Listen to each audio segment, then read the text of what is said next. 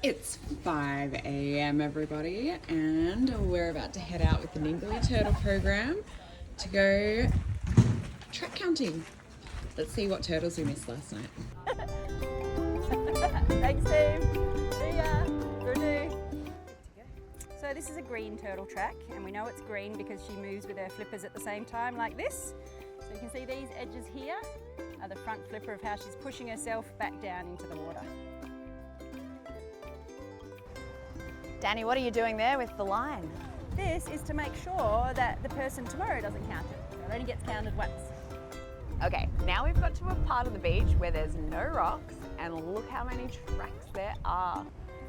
So the volunteers are busy, they're up in the dunes trying to locate where all of these nests are. It's a nest quest.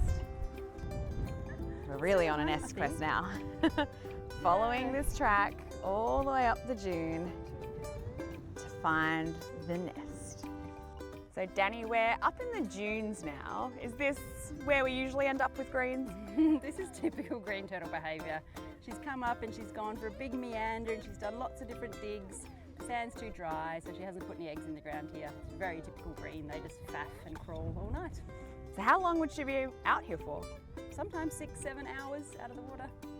And is that how they end up sometimes needing a rescue? Yeah, if they end up over the back of the dunes and they can't get back to the water, we give them a helping hand sometimes. Here's an example of some crab predation. We found this fresh nest, but unfortunately there's a big crab hole here and it looks like maybe another crab hole was there. And when you look around these dunes, there's crab tracks everywhere. So unfortunately for that turtle, all those hours of effort might come to nothing. So Danny, I'm wondering if you can tell us a bit about the threats to the turtles at Ningaloo. At Ningaloo? Sure, so we have several threats, mostly related to human activity. So things like boat strike, people driving too fast through the marine park, not viewing them sustainably, so coming out to watch the nesting process but not doing it in the right way and disturbing turtles that way. Then there's introduced predators, so things like cats and foxes that we're keeping really good controls on through our nature conservation programs. Then there's native predators as well, so things like ghost crabs, seagulls, parenti lizards, dingoes, birds of prey, those sorts of things as well.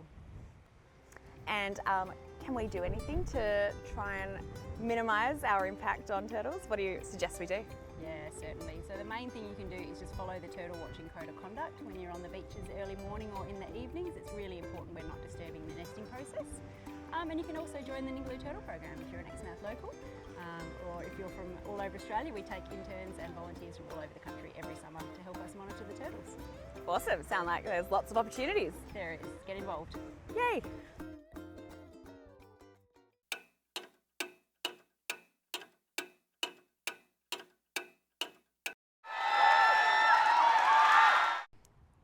All right, it's now 8:40, so it's been 3 hours since we set off from Parks and Wildlife office, and we've just finished our stretch of beach.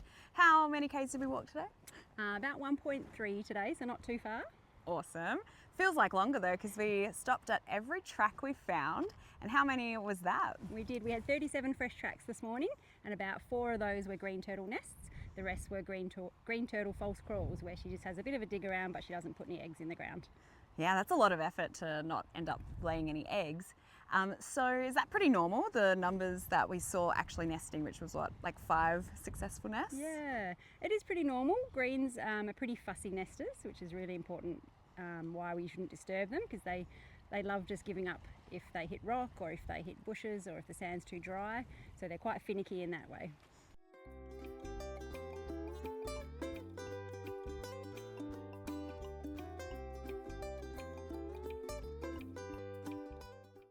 Hey everyone, it's evening of day 2 out on my nest quest, and I have just arrived after sunset. Again, remember that's the best time for turtling, at Wabiri. And this is a beach at Ningaloo where this morning our Ningaloo Turtle program found about 40 tracks from the night before. So I'm hoping that now that the tide is a bit higher than last night, around sunset time, and also the wind has dropped off quite a lot, then maybe the turtles might stick their heads out and come up a bit earlier, and hopefully we'll be able to catch some on camera. I will of course be following the Turtle Code of Conduct, and I hope I can demonstrate that for you today.